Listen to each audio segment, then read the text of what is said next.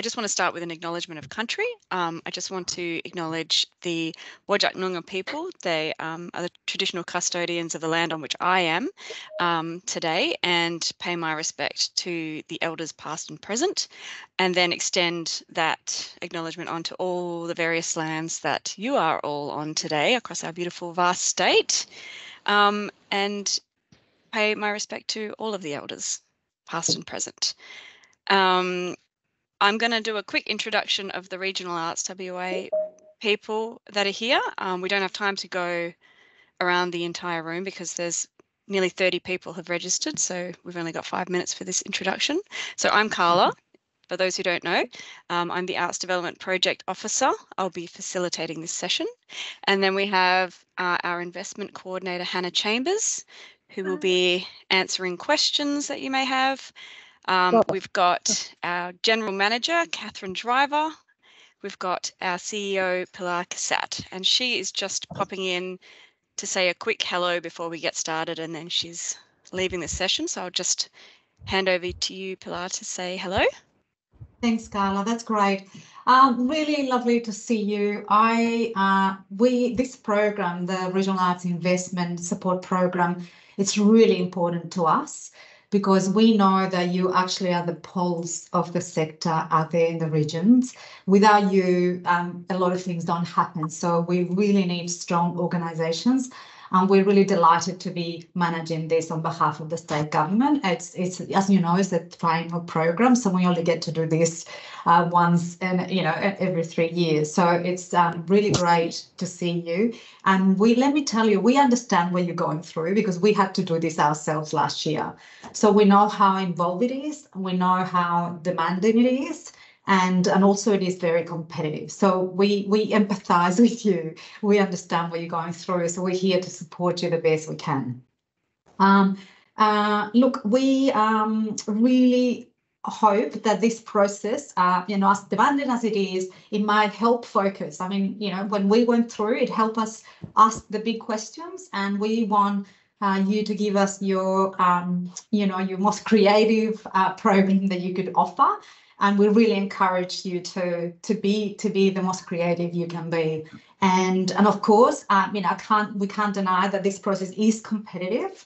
It is obviously competitive because the funds are limited, and I know Catherine will explain that in a minute. Having said that, though, we really again encourage you to put your best foot forward, because our job is to be advocating for you. And the better we can advocate, you give us the ammunition to advocate. I wish you all the very best in the process, and you're in very good hands with Catherine, Carla and Hannah today. They're really experienced, and they're going to give you the best advice that you can get. So I wish you all the very best, and please call on us. We're here to support you during the process. Good luck. Yeah. Thanks, Pilar. Thank you. Bye. Thanks. Bye. So welcome to everybody who's just joined us. We've just done a few little introductions. So just some quick housekeeping. If you can all keep your microphones muted throughout the session unless you want to ask a question so that we don't have background noise. You can raise your hand using the little hand raise button up there if you do have a question. We want this session to be interactive, so feel free to ask questions along the way. Just raise your hand and I will come to you when there's an appropriate time.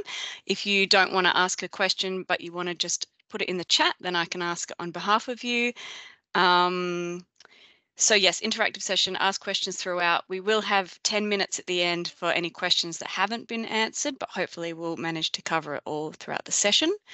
We did ask people to put their questions into their registration just so that we could guide this session to help you the best. We've got our guidelines that we've created, we've got the online videos, and this is just another way that we're trying to support you guys for your applications. So hopefully we'll cover everything in this session and then you'll be full bottles and that's going to be perfect. But if not, you can always book a one-on-one session with me, or you can email through other questions to the investment email or mine.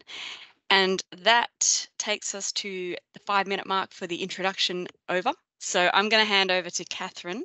Okay. She has, so we've set up a session, we've set up a few points that we're going to cover that will hopefully cover the questions that have been asked already.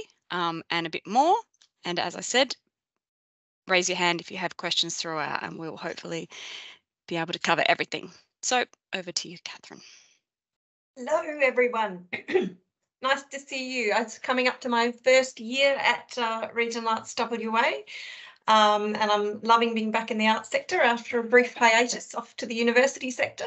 But I've had a lot of time spent in the WA arts sector, and I'm really loving coming back and trying to use whatever experience I've got to try and make this a good process for everyone. So what I want to talk about today is, as Carla's mentioned, these we're going to look at questions that have been asked so far, that have been submitted as part of the registration, and also things that have just come up in some of Carla's meetings with people that might be useful for others. I'm not going to go through the form and each question by question, because I think, you know, we expect that you, as organisations, have put in a few funding applications in your time.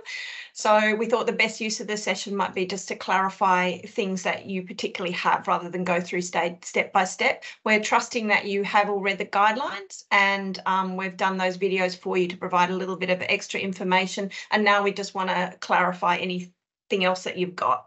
So I'll just put up a guide for you. Let me get it back open, and then I will share my screen for you, just to look at how we're going to structure today. Okay, right. Does everyone see that screen? Can I have some nods so I can see? Okay, great, brilliant. Right, so we've got 40 minutes. We're going to go through these things, and then we've got a Q&A at the end, which will be 10 to 15 minutes. And these questions are, we'll go through them. So we're going to go through the differences to the last RASI round, because some people have been querying that, because it is a bit different, and why we've taken the approach we've taken. We're going to look at how much you can apply for, and how much you should apply for. And what I'm going to do in that part of the session is actually show you how much money we've got available and how that money could play out across organisations, so you get a sense of where the money is going to go, and might be able to help you make a realistic application. A little bit more information about how that assessment process will work, and including what happens if you're successful but not to the full amount. How does that play out? Because I think most people seem to be interested in that. Then we're going to look at interpreting the selection criteria, and I'm only going to make a few points there. That's going to be really open to your questions. And the same with budgets and finance reports, just to make sure we are understanding what we're looking for there and answering any questions. So that's what we're going to be doing there. Okay, unless there's any particular questions on that, I'm just going to get straight into it. Alrighty, okay, so did I stop sharing? I did stop sharing, didn't I? Yes. Okay, right, so going to bringing up my notes. Okay, right. So you'll notice, that those of you who have been a RASI recipient before, that we've made some differences to the guidelines. Mostly what that's done is remove restrictions that were in there before. Now, those restrictions, such as there was a limit of 60,000 per community. There was only those who'd received 20,000 for the last 3 consecutive years could apply for the full amount. Those who asked for 45,000 and above had to have ratios, reserve ratios of over 20%. The funding had to represent less than 20% of an organisation's annual turnover, and they had to maintain funding from other sources consistent with the previous 2 years. Now, there's good reasons for all of those things, but we've removed them this time because we just recognise that organisations are facing different circumstances in different regions.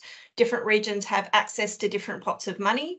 Others have, because of what's happened in their region, some organisations have grown far more quickly than others. We're just leaving it quite open, because the principle that we've looked at this with is what's the most equitable way we can address this round and give everyone the best chance. So we've put some real thought into the criteria and to opening it up so that people can put their best case forward, and it'll be assessed on really how well people meet criteria.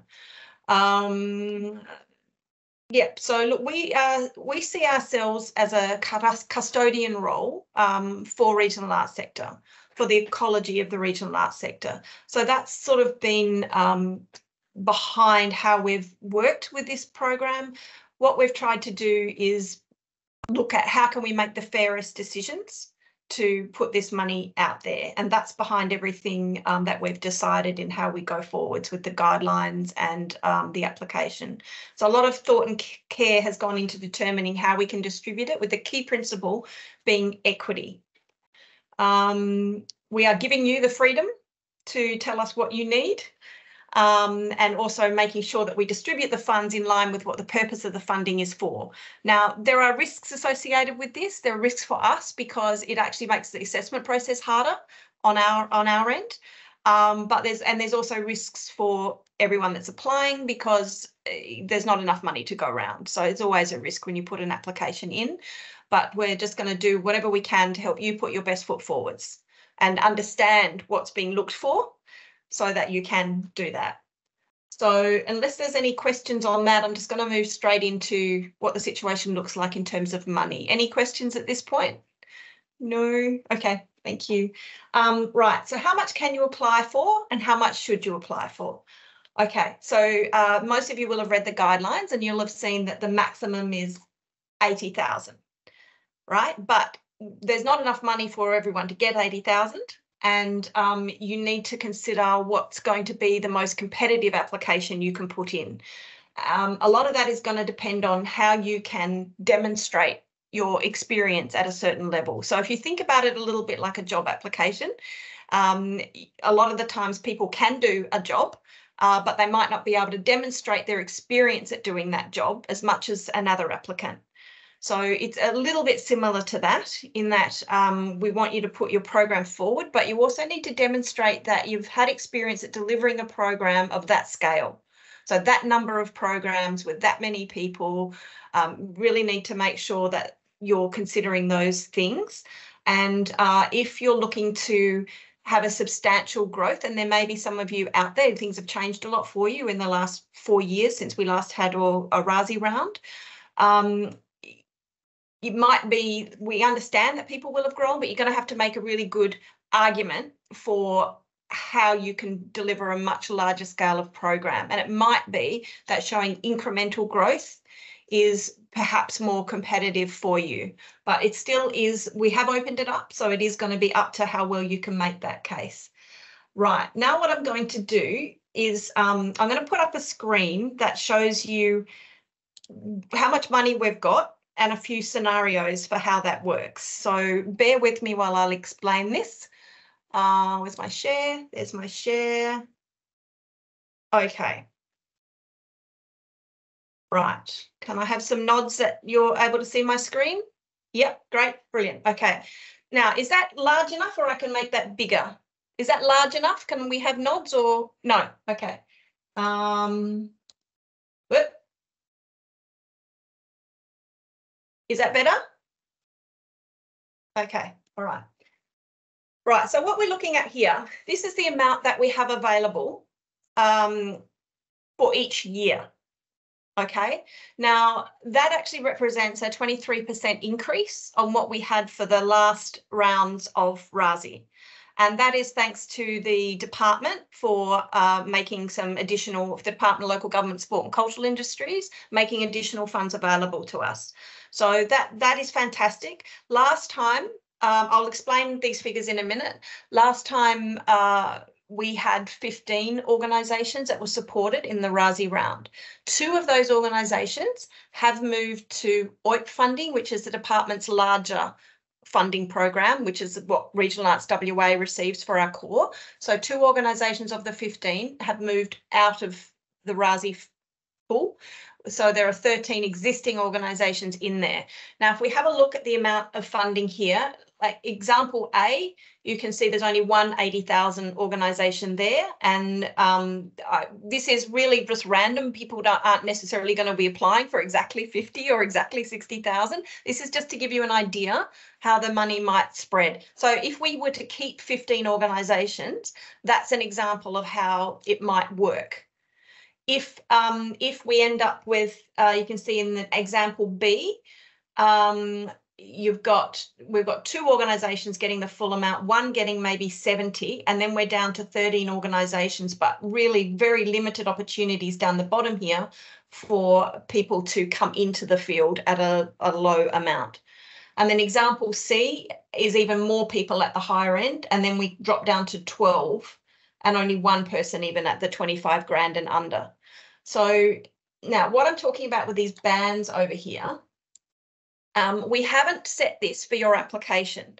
We have made a difference between above and below 25,000 in terms of needing audited figures and a strategic plan if you're above. But this band here, the bands, is really to help our assessors. So I'm just letting you know now so that you can see how we're thinking about this. So basically, because of the way the criteria are, and this is quite normal, it's going to be easier for a larger organisation probably to score highly against the criteria because they have a larger program. They're probably going to show more diversity and things like this. So the bands have been developed so that when the assessors are assessing your applications, they'll assess it in groups. So they'll assess everyone that's getting everyone that's requesting from 60 to 80,000 together against each other and rank them. And then they'll assess the second band, which is 25 to 60 together and against each other. And the same with under 25. So that's so that really you're competing with the whole field, but you're going to be assessed alongside others of a similar size and scale.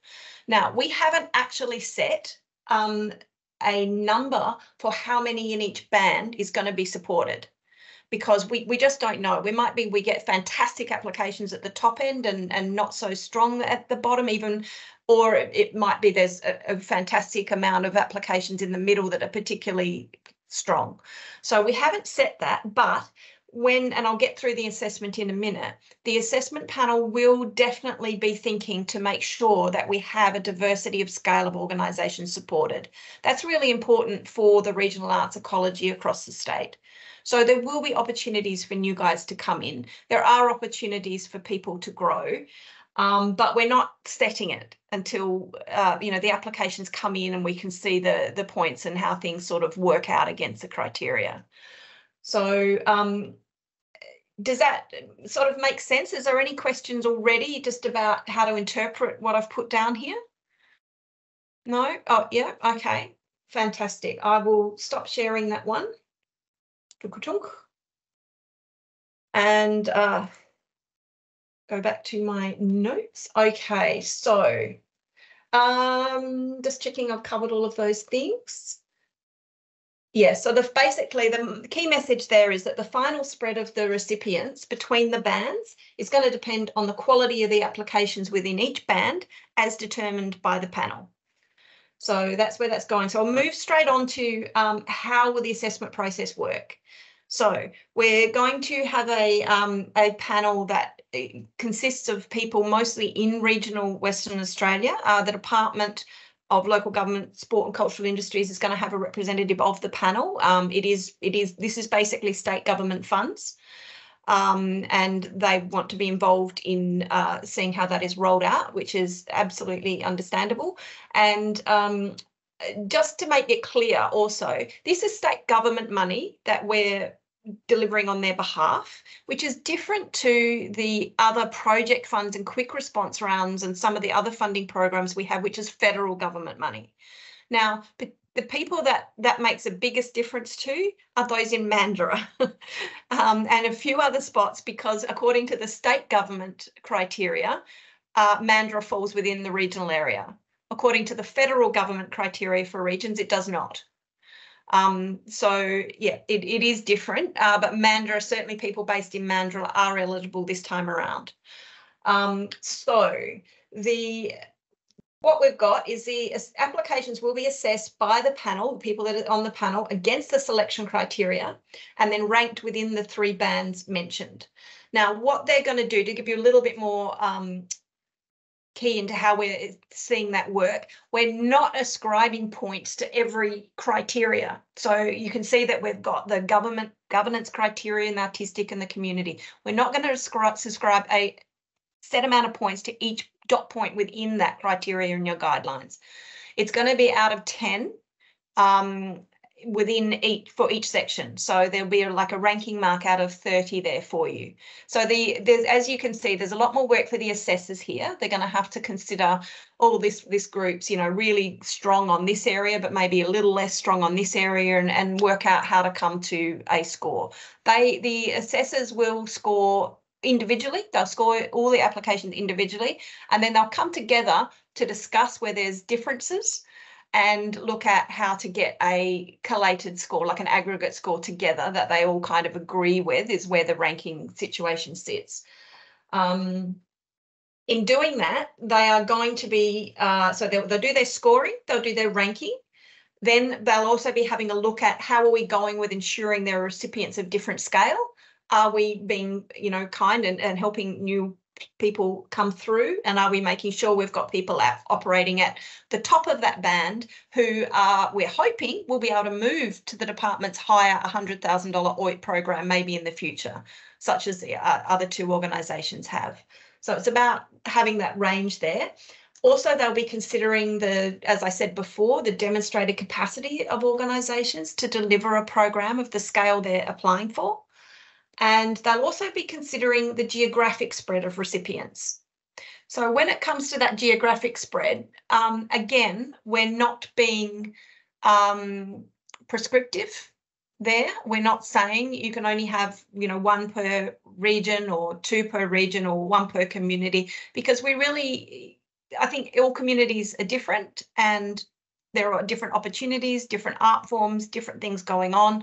We're leaving it open so people can tell us what's going on in your region, how you're making a difference in your community, and bear in mind what the purpose of this funding is for as listed in the guidelines.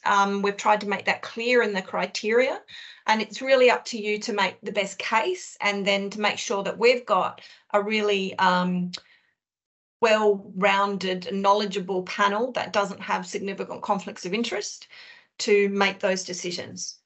And we will support them with that. So before I go on to what if it's not the full amount, are there any questions about how that assessment will work at this point?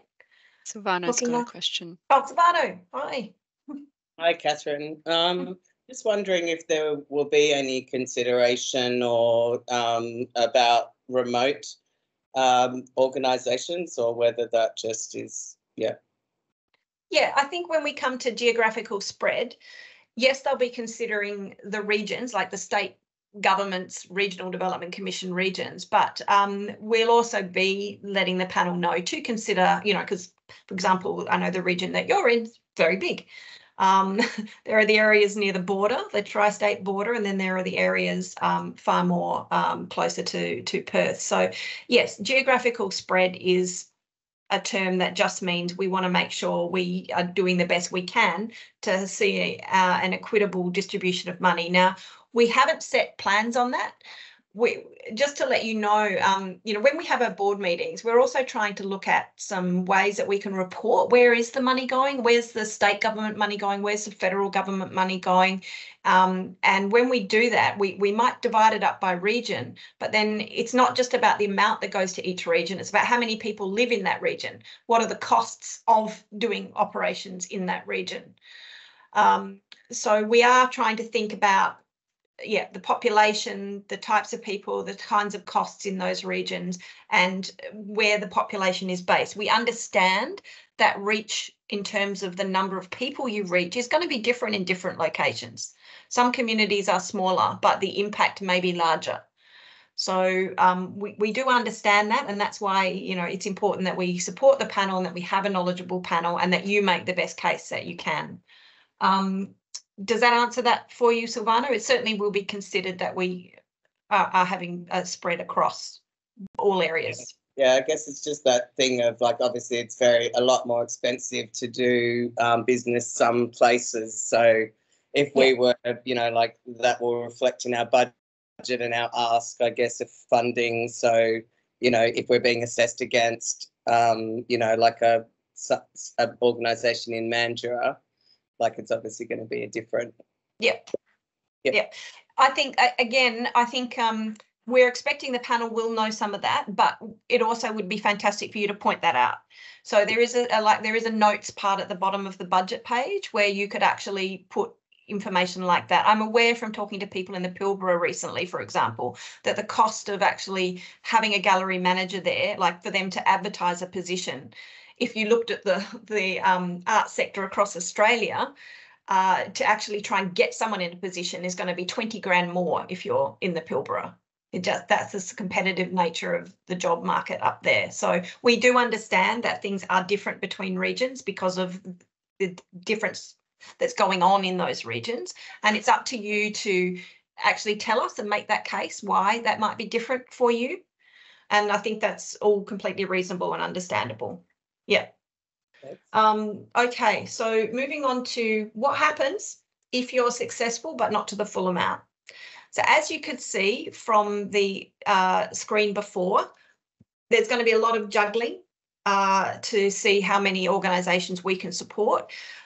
We're imagining what we're going to be doing at this point is there'll be those organisations that are scored most highly are likely to receive everything they ask for or very close to everything they ask for. Those who are maybe not scored as highly, and where we try and look at how many, one of the questions we'll be asking assessors before they even score is, would you like to see this funding application supported? So that we've really got a good sense of, if we had enough money, what would have we actually like to support? And that information is really good for us in advocating back to government to say this is the demand, and the panel considered all these were really worthy applications. That's something that helps us make that case. But when there's not enough funding, it might be that we sort of look at this next rank might be only offered 80%, or there might be other ways this is done. In a situation such as that, we're not just going to say, we expect you to deliver that entire program for less funds. We will.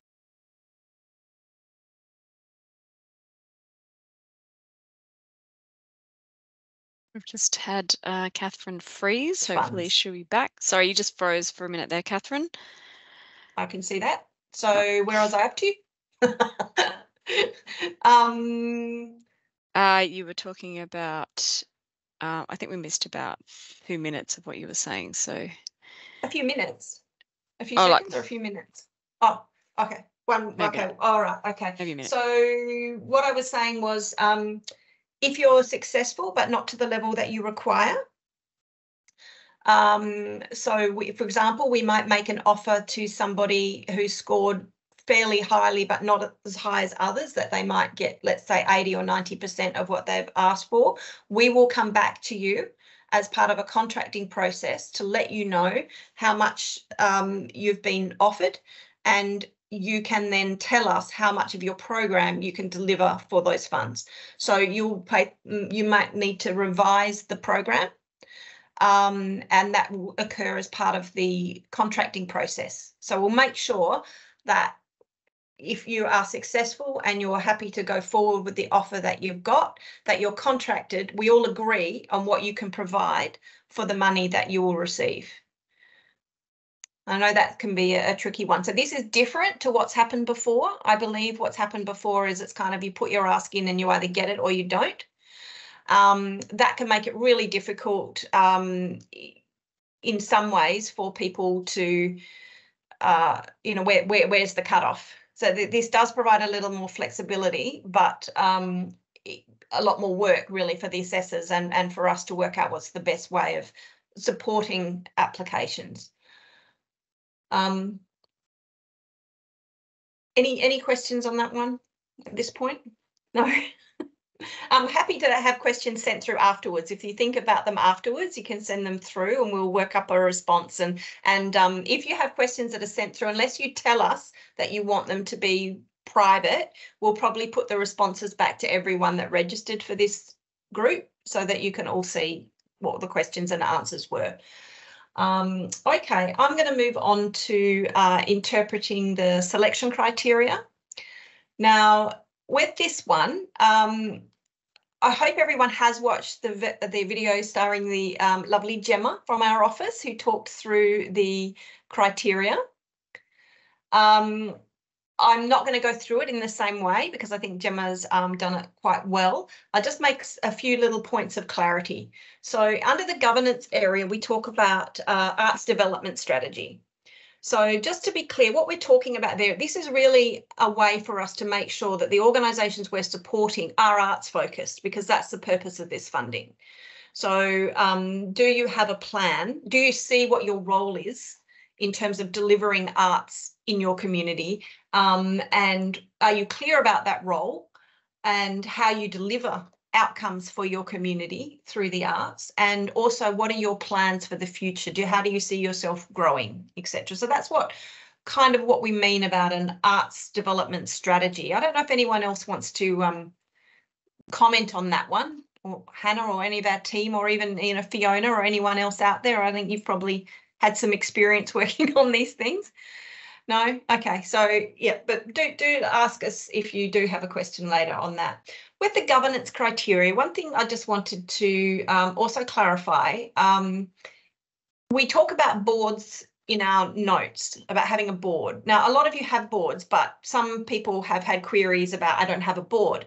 So look, if you're an incorporated association, it's incumbent on you to, in order to get that incorporated association status, that you need to have rules, committee rules. Those rules include having a management committee. Organisation rules you need to have. And those organisation rules require you to spell out how your organisation is governed. What's your committee look like? Who are the office bearers in your committee, like your chair and your treasurer, etc. And also, how many meetings that you need to have. That essentially is your board. You may not call it your board because it's quite a corporate term, but if you have that management committee, that is essentially your governance structure. So I just want to make that clear. Catherine, can I just jump in, because we've had a question pop up. Oh, sure. Is it correct to assume that the application would not include project funding? Good question. So this is up to you.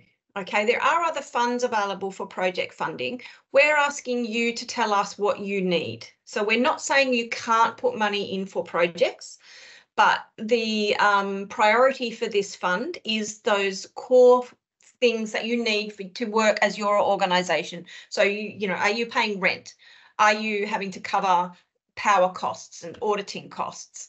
Are you having to cover the costs of, admin staff, gallery attendance, those things? Because those things are the things that are often most difficult to support via project funds.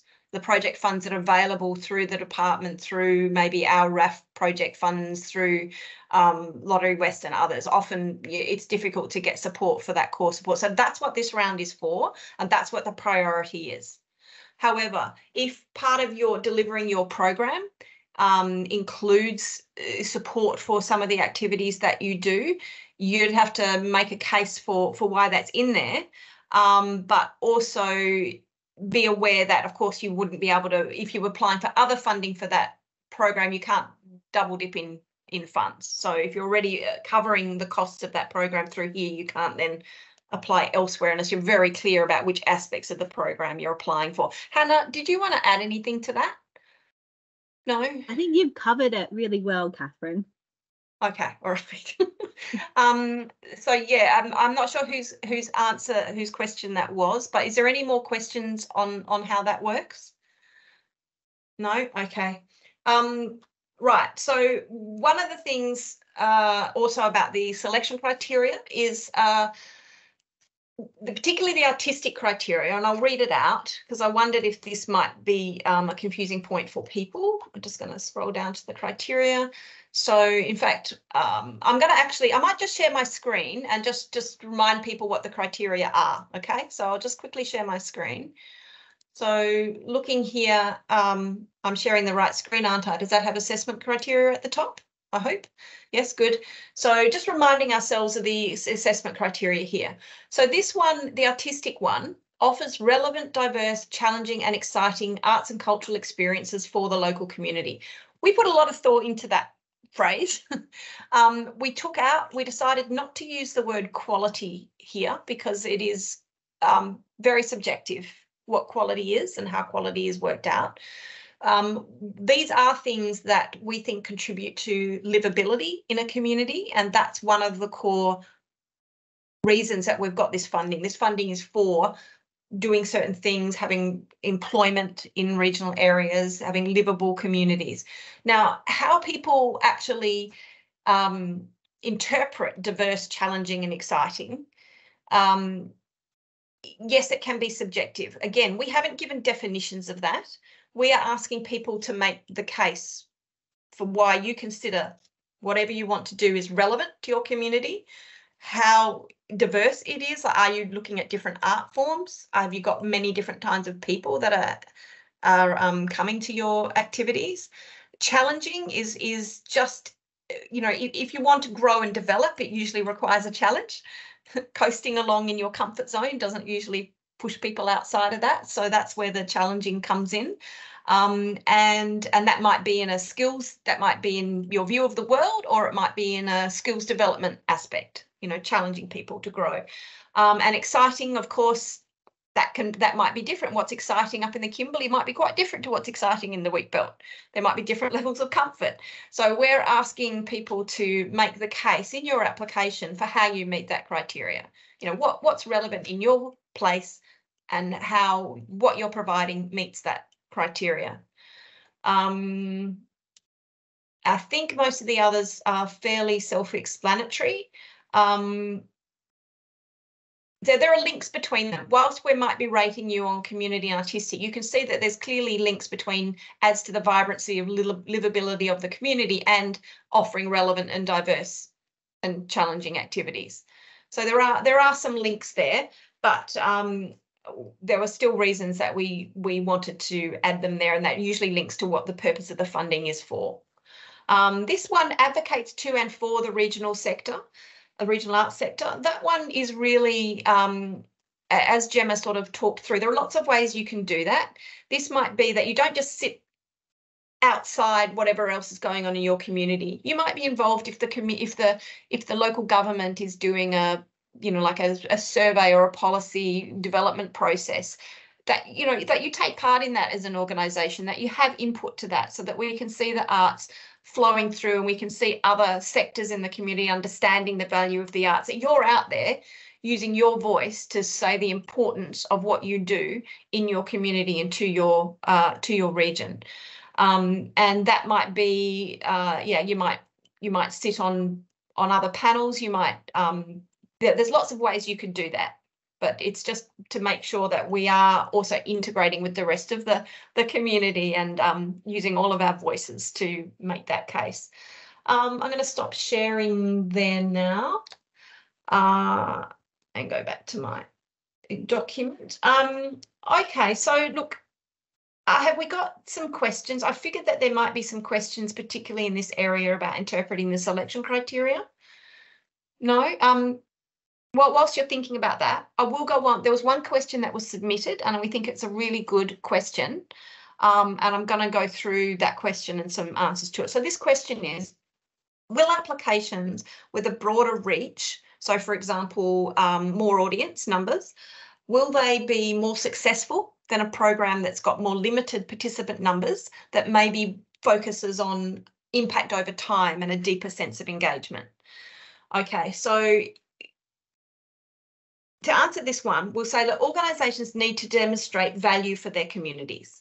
We're not going to look at things in terms of a dollar per capita, like, you know, like break down what you're asking for and look at the number of people in your community and look at the cost per head. But we do still need to look at value for your community and the size of your community. So this might be looking in terms of reach, in terms of numbers of people. You might be a festival that's got thousands of people coming to an event you're doing. It may be impact over time in the community.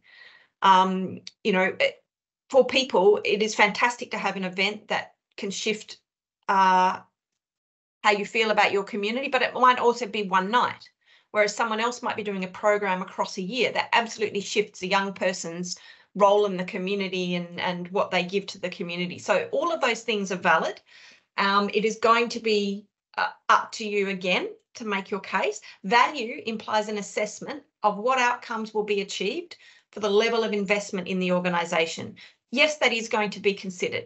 So if you are asking for a lot of money with a low reach, you're really going to have to talk about why that's important and what value that you're bringing for that.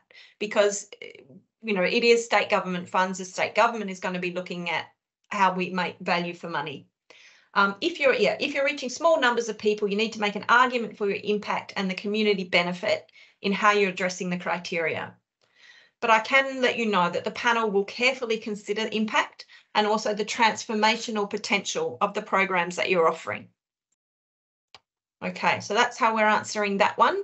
Any questions? No, we're traveling very well. Okay, budget, the fun stuff. Right, okay. Now, I'm the one that delivered the little video on budget, and I'm hoping we answered a fair few of your questions in there. Really what we're trying to do with the finance papers and things that we put in, again, it's our duty of care to make sure that, you know, the money that the government is trusting with us is being handled well, that you've got processes in place, that you're checking how your expenditure is going, that you know what your financial position is. So what we're doing is just trying to get you to put in documents you already have as part of being an incorporated association, as part of making sure you're managing things well, that you're submitting us those examples so that we can assure ourselves that you're on top of those things and you're managing things well. When it comes to the budget, firstly, I want to explain, because we've tried to make this a streamlined process and look at what other people are doing, we have found that we've got a slight anomaly that I just want to bring to your attention. So the budget template that we gave you for the 3 years, with Carla, you might have to help me here a little bit. The one that we've got in the form includes the department's money as income. Is that correct? Like the RASI, the RASI fund. Yeah. So on the Smarty Grants form, it's included. Yeah. So on the Smarty Grants form, when you put down your income, you will include the amount you're requesting for this grant in your income. However, the 3-year template sort of does it the other way around. You don't include it in the income, and it shows at the bottom as the amount you're asking for. So we only picked that up after we'd done the 2 forms with us working together. So I do apologise for that, but I think it might work to your advantage if you, when you're looking, it might be that you develop that 3-year budget template sort of first, and that will give you your amount at the bottom. That is your balance, etc., that you need to ask for us for. If you put all your income in and all your expenditure in, you'll get at the bottom what you need. You can then put that into the form when you're filling out the application form, because the budget you put in your application form is essentially year 1 of your 3-year budget if you fill out your budget template. Because that is such an overview budget, we are also asking that you put in a more detailed budget for year 1, which we're anticipating you've already got. Most of you, I would imagine, have worked out how you're going to spend, what funds you've got available this year. So we're just wanting to see a little bit more detail that you kind of know how you're going with this first year. Yes, so just another point about forms. We do want to make sure that you do show where your income is coming from. That's actually really important for us when we're doing our work, to make sure that there is money for regional people from other sources. For your arts organisations, it's really good for us to see where money is actually coming from. Where are you being successful? Are you getting money from local governments? Are you getting it from corporates?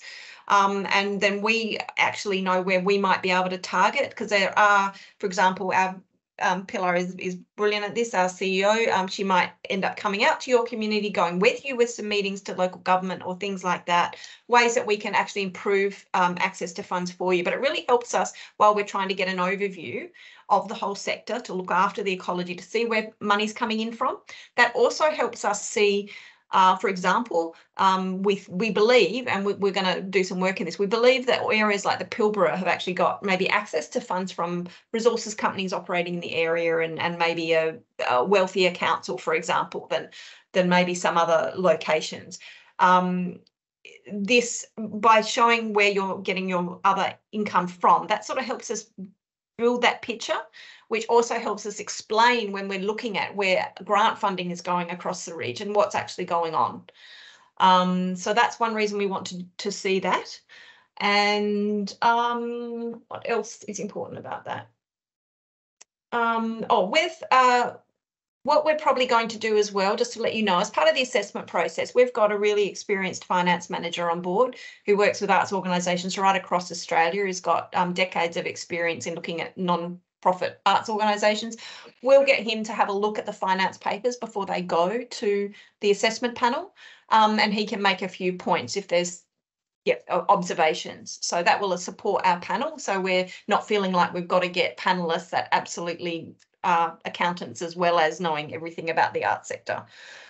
So that's how we're going to work that process. And also Martin, our finance manager, is available. If you're as an organisation, I would hope that you've got treasurers and other people on board that will help you with some of the working out the finance stuff. But if you don't, if you're a little bit confused about where things go in your balance sheet or your profit and loss, do let us know, because Martin's a great source of support, and part of this whole program is about building the capacity and knowledge of the regional arts sector. So we want to make sure we can support you to do that, and make sure that the arts, the other parts of the community, understand that even though we're creative, we can add up and we can manage things well, because I know sometimes we face that battle.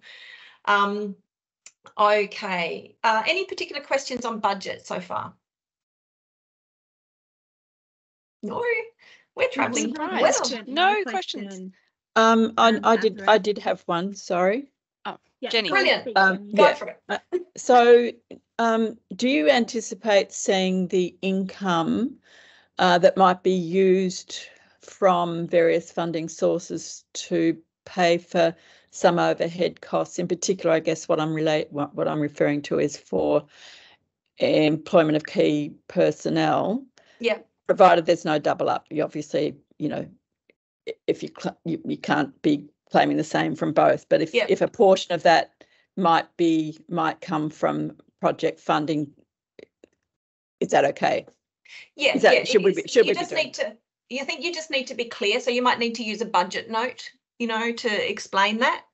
I did have a question from speaking with someone earlier who just to try and make sure, I mean, some of you are very experienced, but for those who are maybe newer to the RASI, which is Regional Arts Sector Investment Program, it's different to project funding. When you do a project fund or project application, you're particularly looking at what money you need for that particular project. And there are a lot of questions about what do you want to do, how do you want to do it, etc. As you can see from this process for RASI, we've taken those questions out, because this is we're not asking what are you going to do, how are you going to do it, because that should already be in your strategic plan and in other things that you work as an organisation, because this fund is about you as an organisation.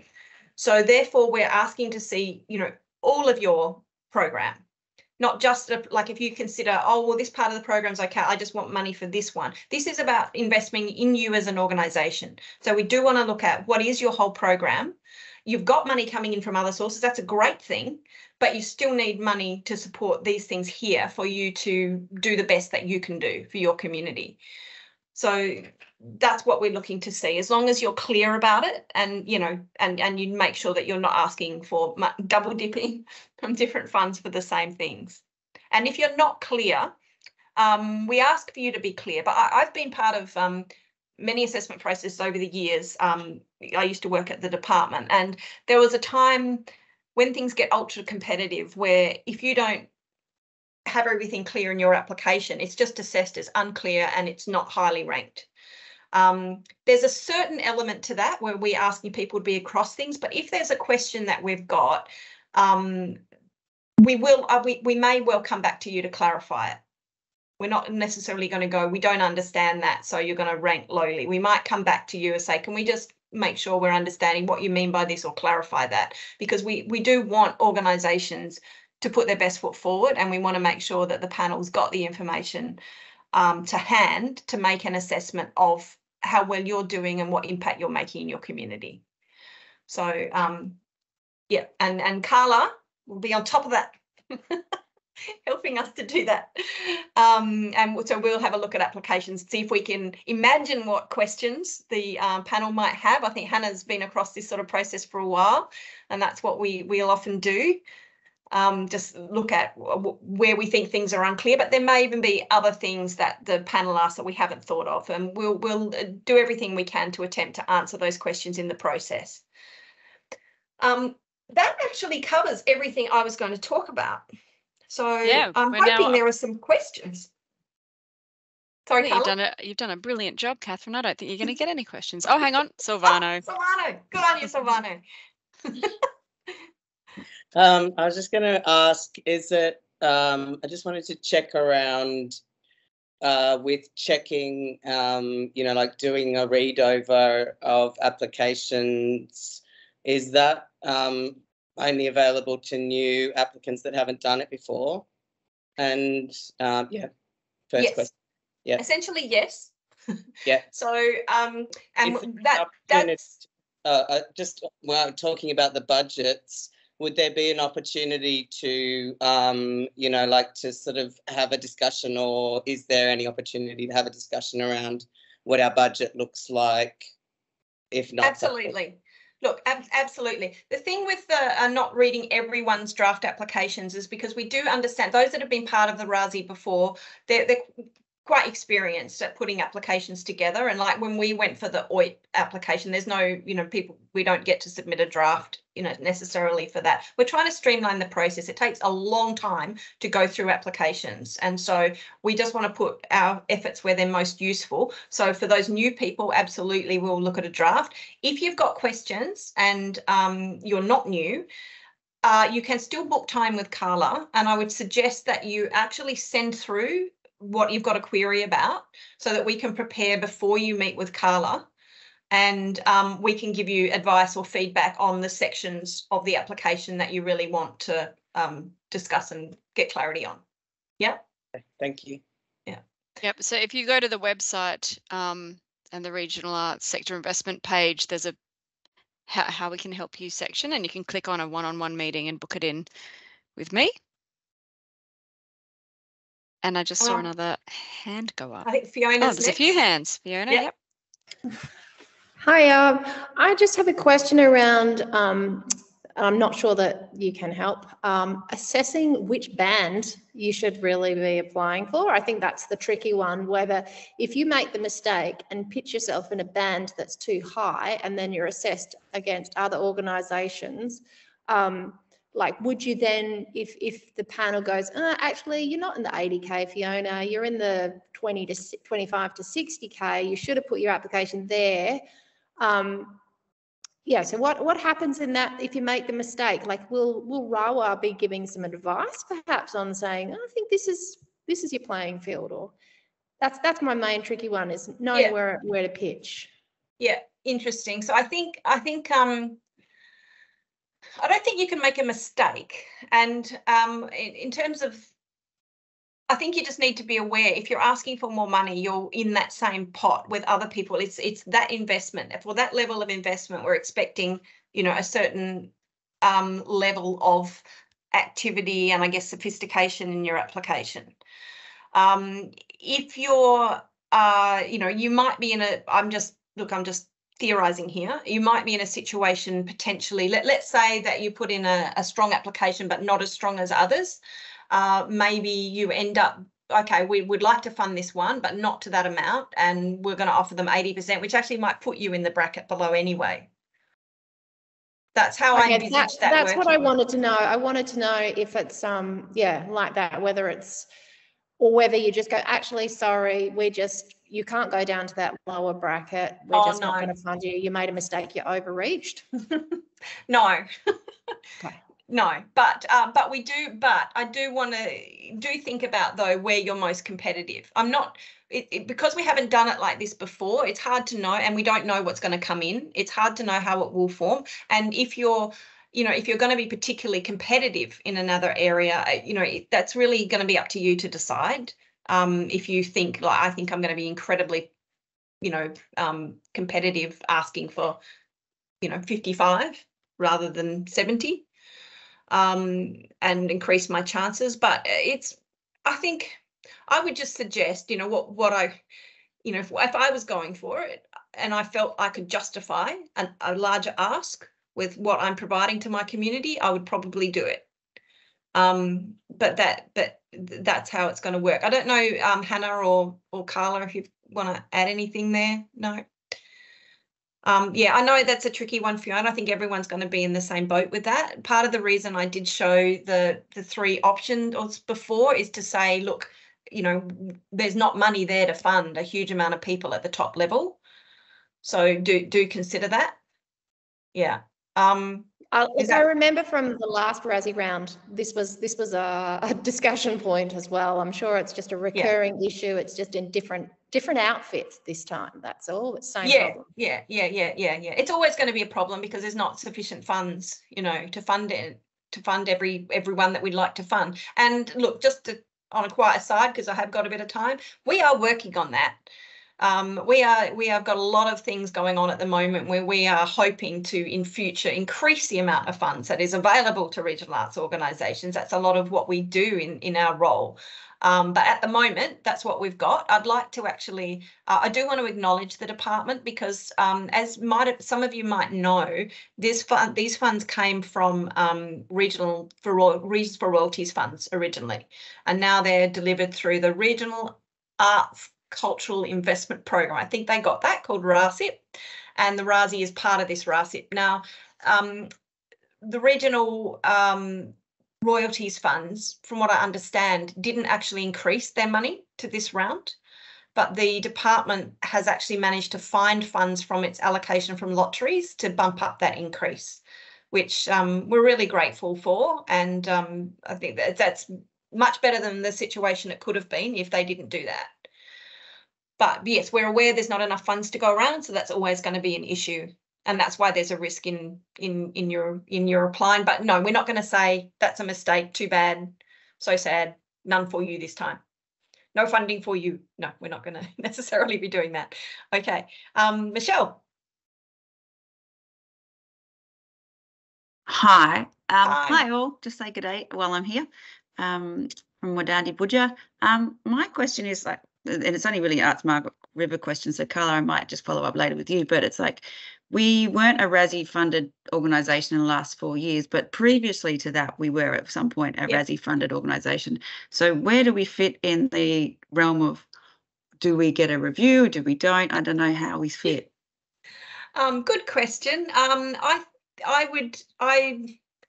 Look, my personal view is that you're experienced organisation, so you probably have done that. I would suggest that you do make a time, and if you've got particular area, I think you could send a draft through, but rather than expect someone to read your entire draft from scratch and tell you what they think, highlight areas that you'd like particular feedback on that you're unsure of.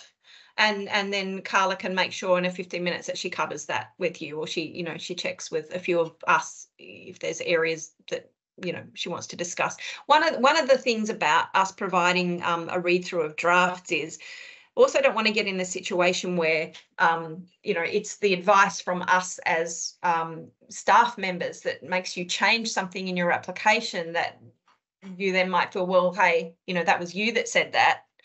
We do want you to put the best case forward for yourselves, rather than we can point out if something's missing or something's unclear. But yeah, it's your application essentially. There's a sort of similar question about, what if our organisation is not new to RASI, but our staff are new? Can we request a draft? Oh, dearie me. Technicalities. I would sort of say the same thing. I think I would hope that you've got access to your previous applications and you can see, therefore, how well you did and what was done. And if you haven't got access to that, we can probably provide it to you. But again, I would suggest what do you think about this one, Carla? I would again think that you can send it through, but rather than expect maybe Carla to spend, an hour and a half or whatever going through every element of your application, that you highlight, particular areas you want her to address, and it's addressed in a 15-minute meeting. Carla, what do you think about that? I think that makes sense. You know, then questions might be answered in that meeting, and I feel like that would be a better way to cover it. Yeah. Okay. Yeah. All right. And on that note, if you are going to submit a draft, it is due by the 22nd, which is next Thursday. So try and get them in as early as you can, so you've got enough time to take on board feedback. And we are at the 12 o'clock mark. So are there any other questions? One there from Hazel. Last one. Otherwise they can be emailed in. Yep. Oh, your mic's off. Your mic's off, Hazel. Oh, Hazel, I can't hear you. I think you're muted. You can type it in, or you can just email it through to. Email it. She'll email it. Yep. Yeah. So if you do, you'll email if you want to book a one-on-one session, as I said before, you can go to our website, and there's a link there to book on sessions. You can email through to the investment@regionalartswa.org.au email any other questions you have. That way there's a few of us that will get the email. And I think that's it. As we said earlier, we did record this session, so we'll put it up on the website, I guess, so that you can access it again, and anybody that missed it can see it, or you can come back if there's something that you feel like you wanted to revisit. Catherine, you've got a question? Yes. I just wasn't sure if you were going to get to the notice about the online chats for Lottery West. Yes, Carla, you were. I was just going to mention it, but you can go into the detail. You can go into details, because I don't know details. But on the February 28th, there is going to be an online regional chat run by Lottery West. Yes. So just letting you all know about that, where they're going to talk through their how their framework for how they look and how they manage applications. So we're going to keep providing those regional online chats. I also encourage all of you, if you're not members, and I would hope most of you are, membership is free for Regional Arts WA, and if you're not a member, I really do encourage you to do that, because it helps us show what our reach is, and also we're looking at how we can make sure we do provide good value for members later on in this year. So I do encourage you to hook in and become a member as well. That's all from me, Carla. Well done. Thanks, Catherine. Very informative. We've got a lot of comments here saying very informative. So hopefully you're all full bottles now, and you don't need any more questions answered or sessions or draft readings, but I'm sure there'll be more questions. And thank you for being our Valentine's date. It's the most exciting date I'm going to have today. A very romantic date. Wishing you all the very best with your applications, and yeah, we didn't have time to introduce everybody, but you can see who's here in the session. If there's anyone you can check in with them and see how they're going with keep your connections tight in the regions. But it's been really lovely to see you all and have you all here with us, and all the best. We'll see you again soon. Bye. Bye.